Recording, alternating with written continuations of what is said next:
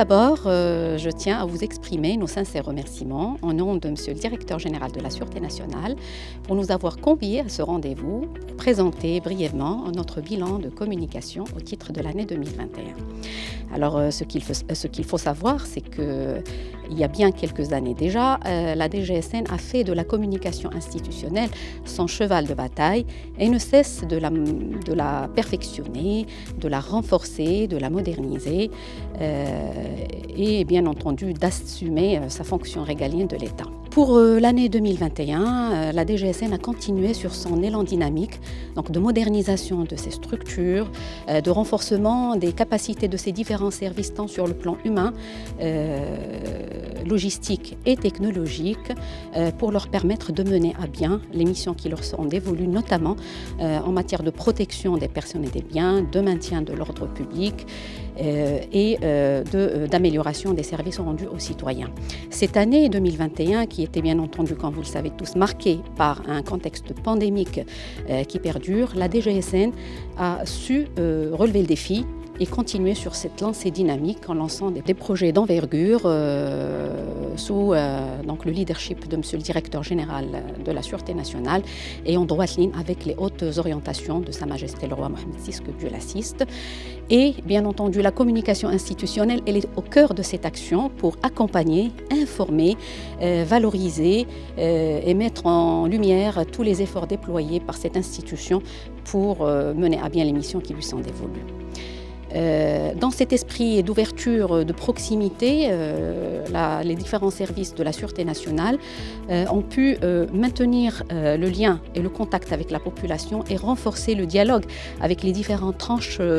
avec les différentes composantes de la société civile et à multiplier les réunions qui ont dépassé pour cette année plus de 14 000 rencontres avec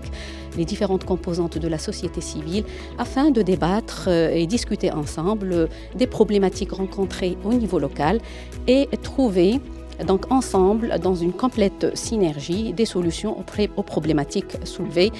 s'inscrivant pleinement dans le cadre de ce qu'on appelle la coproduction sécuritaire. Toujours dans cette lignée d'ouverture et de proximité,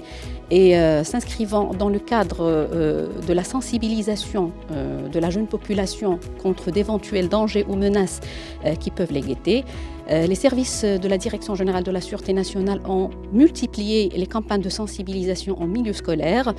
qui ont touché cette année plus de 260 000 élèves, représentant plus de 6 000 établissements scolaires à travers le Royaume, afin de les sensibiliser sur des thématiques portant sur les dangers d'Internet, la drogue, les violences de tout genre. Et cette année, la mallette pédagogique offerte à ces jeunes a été enrichie par une bande dessinée, une première en son genre, qui porte sur la sensibilisation sur le terrorisme, la radicalisation, les violences à l'égard des stades. Et toujours dans cette vision citoyenne et d'ouverture, la DGSN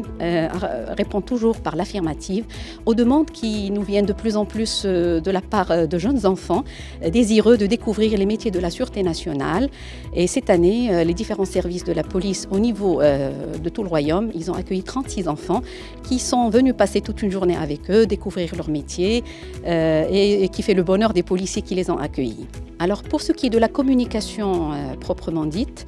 il faut savoir que durant cette année, la cellule centrale communication, appuyée par les cellules préfectorales de communication implantées au niveau des commandements du Royaume, ils ont réalisé environ 4500 activités de communication et qui portent sur différents sujets par rapport aux efforts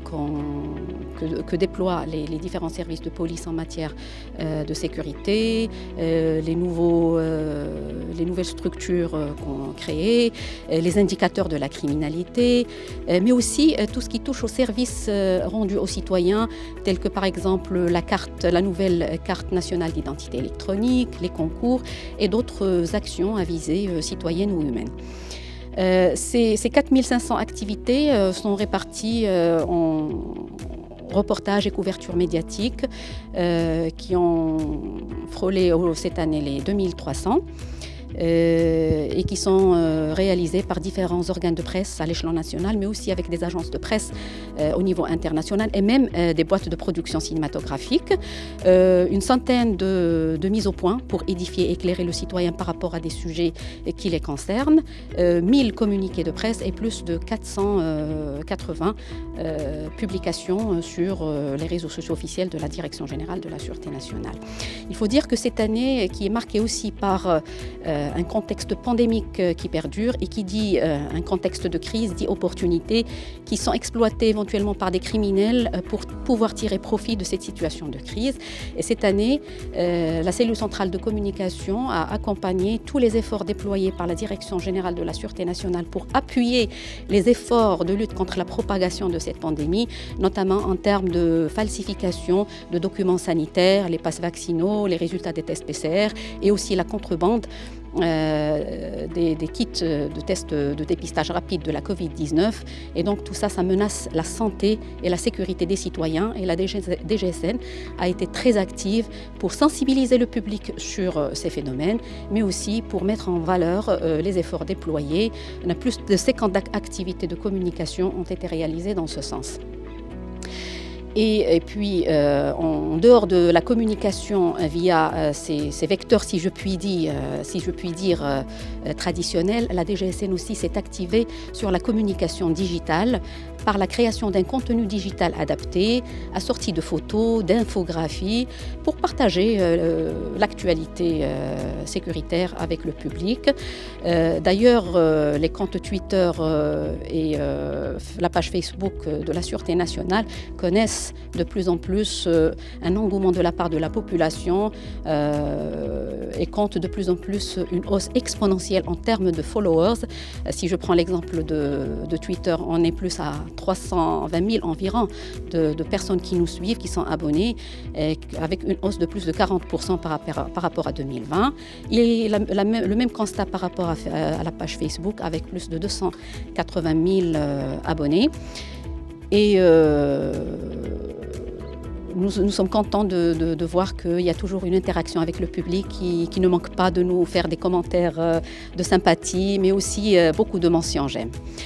Un autre volet de notre communication est la revue de police, puisque le public peut aussi nous suivre sur la revue de police, qui elle aussi a été dématérialisée via une application mobile sur le système iOS et Android. Il faut savoir que la revue de police, c'est une revue qui date des années 60. D'ailleurs, le premier éditorial a été signé par Feu Sa Majesté le Roi Mohammed V, que Dieu l'ait en sa sainte miséricorde, il y a déjà plus de 60 ans, c'était en 1961.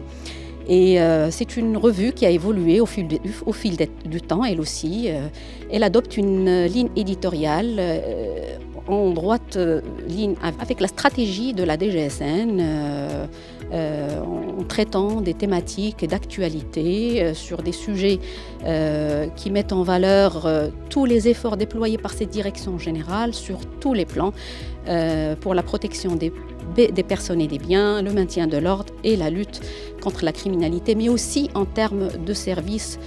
publics rendus aux citoyens. Pour conclure, je peux vous dire aujourd'hui que la communication institutionnelle, c'est une fonction à part entière, ancrée dans notre quotidien, au même titre que les autres fonctions, que les autres métiers de la police. C'est une communication quotidienne qui ne cesse de se développer, de se perfectionner au service des citoyens pour les informer déjà sur ce que nous faisons, mais également pour valoriser nos efforts consentis, nos sacrifices consentis au quotidien, au service des citoyens que nous servons avec honneur et abnégation, fidèles à notre devise, Dieu, la patrie, le roi. Je vous remercie.